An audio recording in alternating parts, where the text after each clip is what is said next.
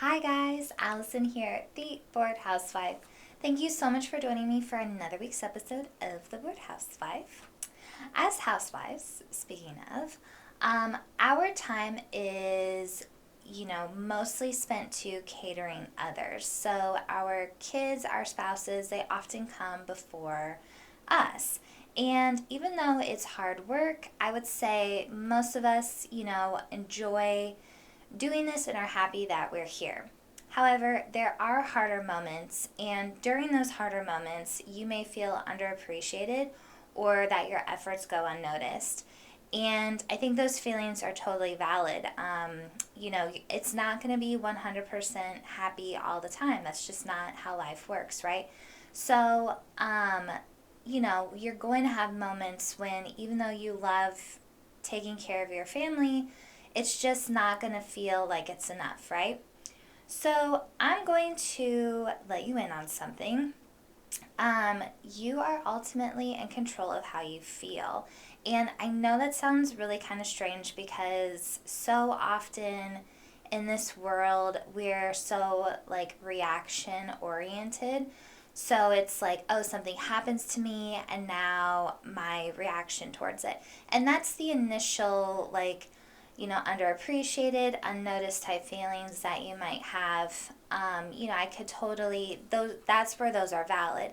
But when those feelings continue to bleed into the rest of your day, or the rest of your week, or the rest of your month, or the rest of your year, then, what are you doing for yourself? That's where you can take control of your life. And we're going to get into all of this in a minute, but I know that, sometimes it's a struggle every single day, and that's what today is going to be talking about. So we're going to talk about some ideas to help you let go of those underappreciated and unnoticed feelings and instead empower yourself in this position, which I think is really important because as amazing as it would be to feel supported and wonderful all the time, again, that's just not how we always are in our lives. We go through different phases, there's different stuff going on.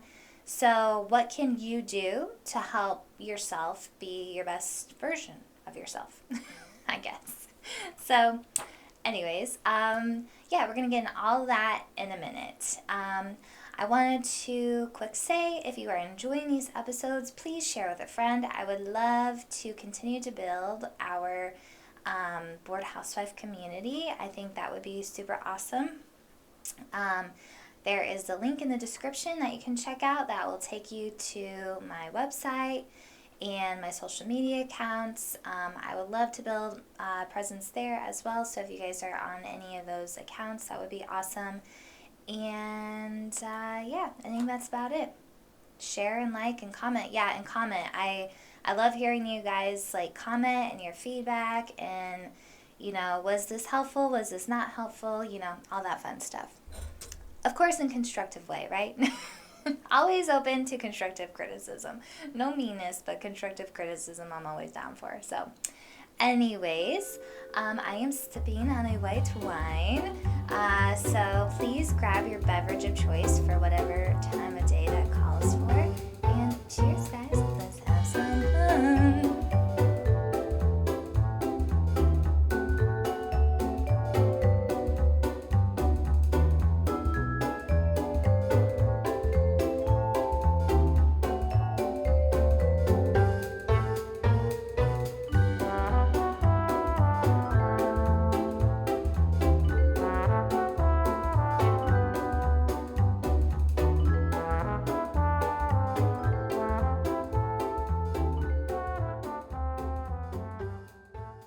So in any position in your life, you're going to have hard moments, and you can't let those moments break your whole day, or like I said in the intro, your month, your year, your life, And I know that's everything I say in this podcast is always easier said than done. But remember, this is just about self-improvement, and self-improvement is lifelong. You're always going to have something that you can work on because we're not perfect people, right? So the thing is though, there's oftentimes I see in some of these housewife groups that I follow where, these women are speaking out because they're obviously not feeling supported and, are having a hard go at it. And, a few weeks ago we talked about realistic talk, versus negative talk and all that. And I think this is really one of those kind of moments where realistic talk comes into play because there's just so many different scenarios. And it's hard to comment to those women because I'm just getting one side of the story, their side, which could be totally valid and 100% true. But in life, most of the time, there's two sides to every story. And, she might be complaining about not being supported by her husband and, what do I do? I'm at my wit's end sort of thing. But it's like, your husband might have a totally different idea about what his role in your marriage is. And, what most of us think is like normal or like what is equal, that's just not the case for everybody. And especially in a housewife or homemaking sort of community, I think that it's really important to realize that we all agree to different terms with our spouses and we all have different stuff going on. So it's really hard to kind of like talk to specific situations if you don't know the whole story and you don't know their spouse's side of it. So what I wanted to do today was kind of talk about that because you might be in one of those positions, or you might not be. You might be in a normal, just I don't want to say normal, but just whatever your position is, you've agreed on it, and you still might get frustrated in these moments and feel things because we all do. We all are human, and we're all going to feel, like I'm putting in all this work and, nobody is taking notice. I think especially when you're a housewife or, stay-at-home mom or, in that kind of position, your spouse is busy all the time. If they're the ones working, they might not always have time to stop and appreciate what you do. If you have little ones or just kids in the house, like it's hard. Like they don't always, they might not be old enough to realize that, hey, I need to stop and like thank mom sometimes. So, these scenarios can be really hard, and it doesn't really allow for a lot of places for your emotions to go. So you end up kind of like maybe taking it out a little bit on your family, which is never what any of us want, right? So I just thought like we could kind of talk about, what the build up to that is, and then like some ideas to help you kind of put the attention back on yourself and also, empower yourself through this process. This is a very self-aware concept, and not saying that like I'm the queen of self-awareness, but I think it's something that's really great to practice on if this isn't like one of your stronger suits. If you find yourself being defensive a lot and constantly being like, that wasn't me, that's not my problem, then you probably have a little bit of self-awareness to work on, and that's okay. Like, just some of us, we all have our different strengths, right? So some of us are better at this than others, and I don't think it's like necessarily in our nature to be self-aware because, you never want to admit that you're in the wrong, But I think it's a really important thing to work on, and honestly, the more that you have these little conversations with yourself, the better you get at it. So when I get frustrated, I oftentimes realize that it's my fault, or that it's my problem. And so that's kind of like a weird thing because it's usually triggered by somebody else doing something. So, it's just me and my husband. So maybe it's, he didn't take his shoes off at the door right away, or maybe he left his clothes downstairs. Maybe he didn't unpack his lunch, and so I ended up having to do it. Like, just little stupid things that normally I would just be like, okay, whatever, and not let it bother me. But for whatever reason today, I'm going to let it bother me, So it's, these are just like vague examples, but I'm sure we all have those moments where you kind of get set off a little bit and you're like, where the fuck did that come from, And usually, like, yes, it could be a feeling of, feeling disrespect or underappreciated, and it usually starts stemming from that. But then that's where it's, where, like, what do you actually expect from your family, and if it's a communication thing, then you need to communicate that, right? So it's important that when you're getting frustrated in those feelings, to take a step back and kind of breathe in the moment, and then look at what all is going on. And if you're letting your spouse get away with stuff that you guys have talked about is like his role or whatever, then you need to communicate that with him. If your kids are taking advantage of certain things, then you got to communicate that to them, like in whatever stage of life they're in. And then ultimately realize that, if it bothers you, then it's your problem. And I've talked about this in past episodes before, but, again, like if I want, my husband to clean his dishes or whatever, and he's not on board doing it, then it becomes my responsibility. And I know some people would probably totally disagree with that. And I think there's a level of respect. So, like, I want him to take his work boots off. I don't care if he wears his sneakers or whatever around the house, but like, if his shoes are dirty, then please take them off at the door, because I've spent all this time cleaning the house, right? And so when he doesn't do that, like, should I get mad about it, or should I just like please ask him to take his shoes off? Like, there's a difference between all of that sort of stuff. And I guess if he blatantly was like, I'm not taking my shoes off, then, what are you supposed to do at that point? There's not really much. I can't control him. So I can either decide that, this dirt on the floor is going to bother me and I'm going to clean it up more often, or I don't want to clean all the time, so I guess there's going to be dirt on the floor, So it's something that, like, that would be, like, I'm lucky that my husband is okay with taking his shoes off.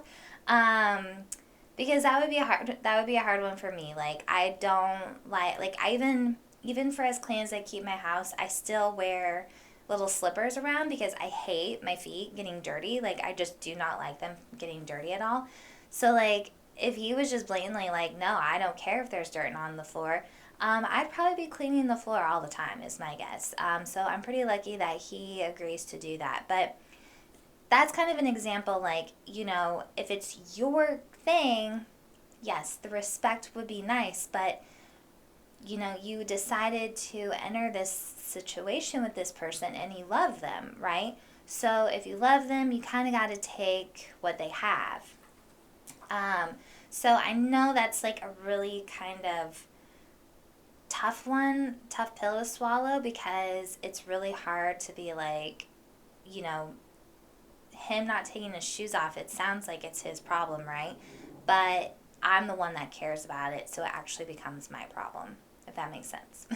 So kind of adding on to this, oftentimes we kind of allow ourselves to get run ragged, and again, I know this is all easier said than done, but when we take on too many responsibilities, then there's going to be a lot of opportunities for frustration, because there's not enough time to get things done. Other things might be prioritized over, things that you wish you could get done. So there's a lot that goes into that, I think, especially in a household, because, when it's just maybe me and my husband, we only have so much going on. But then if you add a couple kids in the equation, now you have a whole bunch going on. So now you not only do you have your husband's schedule, but then whatever your kids get into, and as they get older, that only gets more and more typically. So one thing that I want to talk about, and this kind of again relates to the like not taking your shoes off at the door sort of thing. I've seen a lot about spouses just, women, housewives talking about their spouse who is not willing to pitch in, or not pitching in to whatever their expectation is. And again, there's a lot of, it's usually one-sided when I see it, so it's really hard to see what else is going on. And I just want to say, like, that's going on Facebook and complaining about your husband is probably not the best arena to do it. I know, again, when you feel frustrated and you're kind of at your wit's end, it feels like, you don't know what to do. But those are really conversations you should be having with your spouse. And if you and your spouse don't know how to communicate with each other, then that's something that has to be worked on.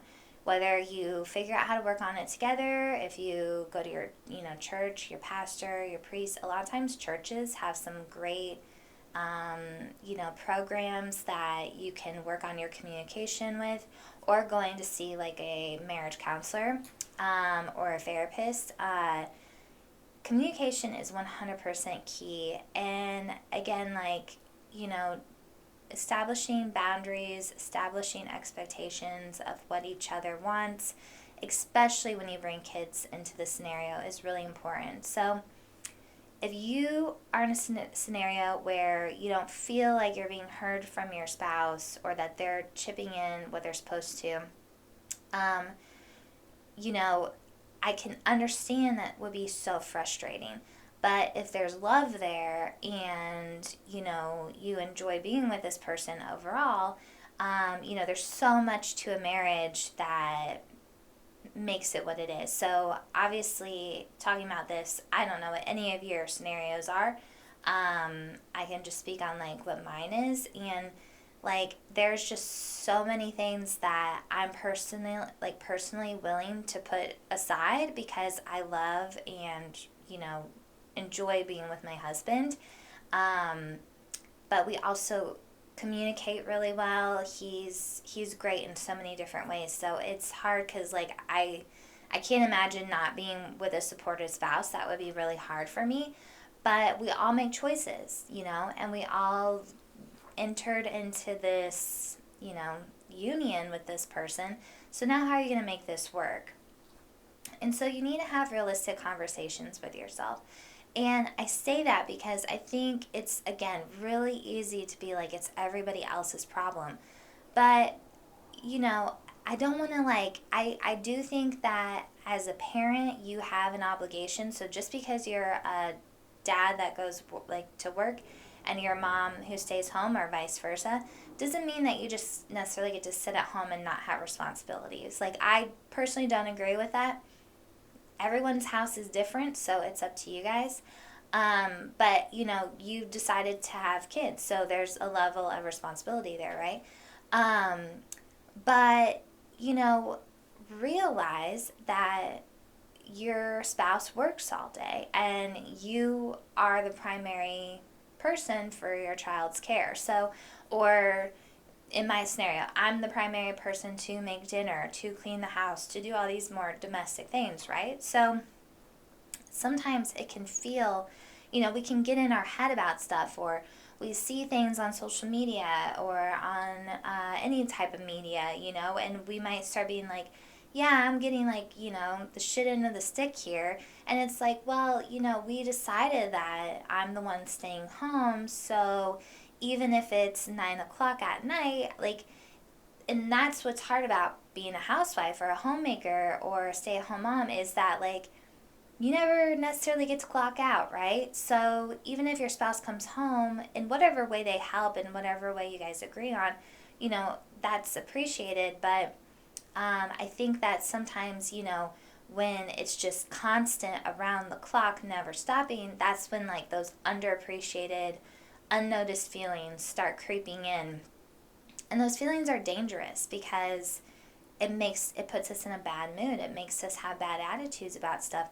And when we have these negative feelings, then they seep into our relationship. They seep into maybe what our kids are feeling and how they feel about mom and what's going on. So, being a stay-at-home mom, being a homemaker, it's being a stay-at-home wife, there's so much responsibility in that's under surface that people don't realize, because we don't have a community that we can necessarily go to and, mingle and whatever. Like, we're just at home all the time taking care of all of this stuff in our own little world, and we don't have anywhere to vent or whatever.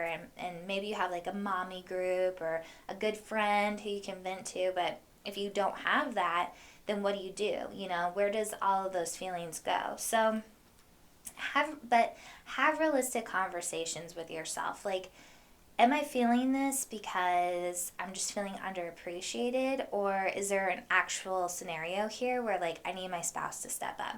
And so then that comes into the next thing of like, you know, where are your priorities? Do you have too much on your plate?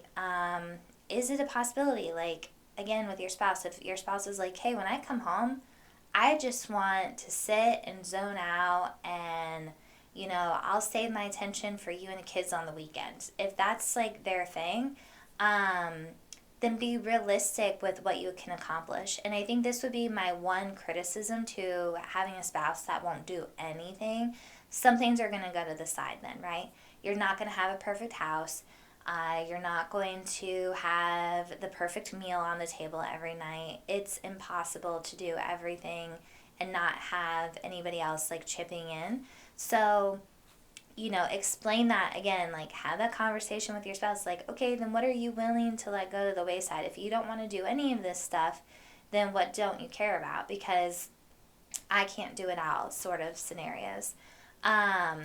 You know, learn how to say no. You don't have to sign up for everything. Even with your kids, and I know this one is probably the toughest, if they're in too many things and you guys can't all, you know, coincide and figure it out, and it feels like your world's on fire all the time, then maybe your kids are in too many things. And I was in dance. I was in so much dance. I had a single mom who figured it out for me.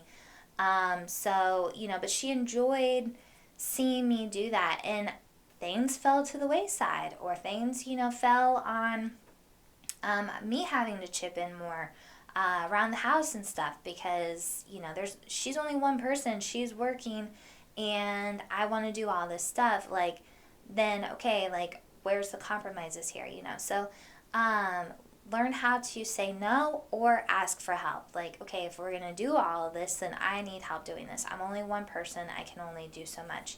And so having these sorts of like mentalities is really going to help in kind of overcoming a lot of those feelings that just love to creep in, that are really toxic for our relationships and for our families.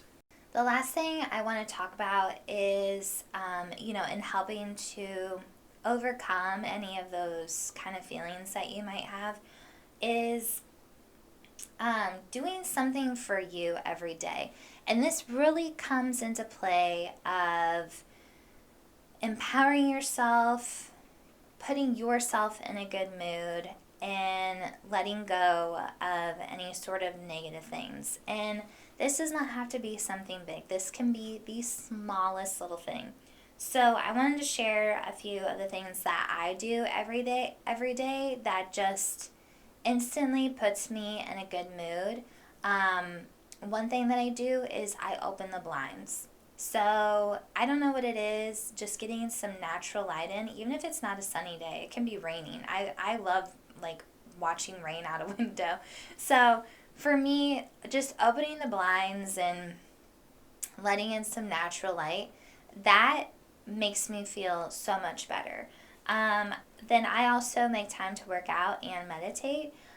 So that's, you know, something I don't necessarily like the working out part, but, you know, it makes me feel better throughout the rest of the day and throughout, you know, living my life. I just feel better when I work out. So that's something else that I try to make time for. I usually end up feeling kind of shitty if I don't make time for that.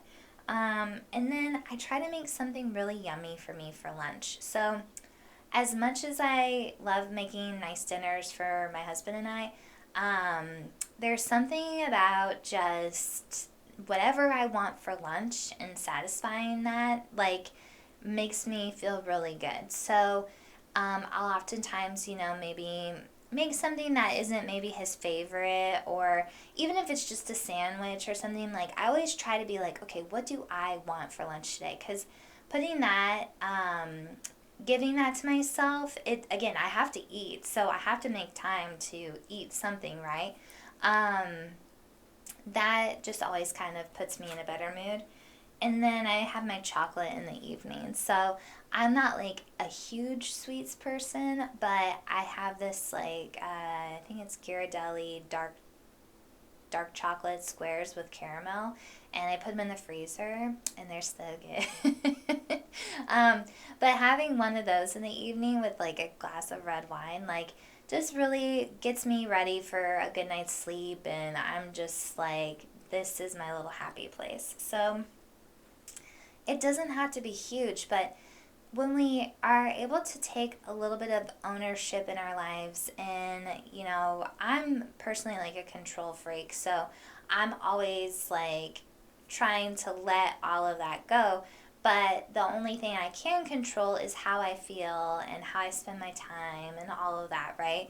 So in those moments, I really try to embrace them, because I think that that is empowering. That makes me feel like I have some type of little control on my life, and that in the end, like, okay, if I can even make the worst day kind of turn around and, feel good about it, then, it's been a good day, whatever. So, finding little things that are for you, I think is so important. And, this other famous woman who kind of inspired this podcast, she asked, in this group, like, what do you do to, like, make your day, basically? And so she writes her to-do list, her daily to-do list, on a pretty piece of stationery paper.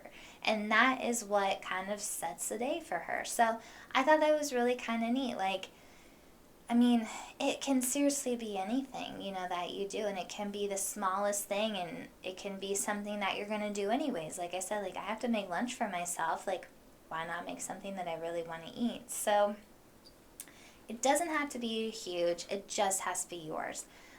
Another example, maybe when you go pick the kids up from school, like on the way there, you listen to like a favorite song, or, before you leave, you pick up like a nice coffee or something that you really enjoy. There's, endless things, just trying to like spark your imagination of whatever would inspire you to like make your day. But when we don't allow those negative thoughts to kind of creep in, when we acknowledge them, because it's important to acknowledge, right? I'm feeling underappreciated. I'm feeling unnoticed. Okay, I'm having these feelings. Ask yourself, why am I having these feelings? Okay, well, I've done all this stuff today and nobody said thank you.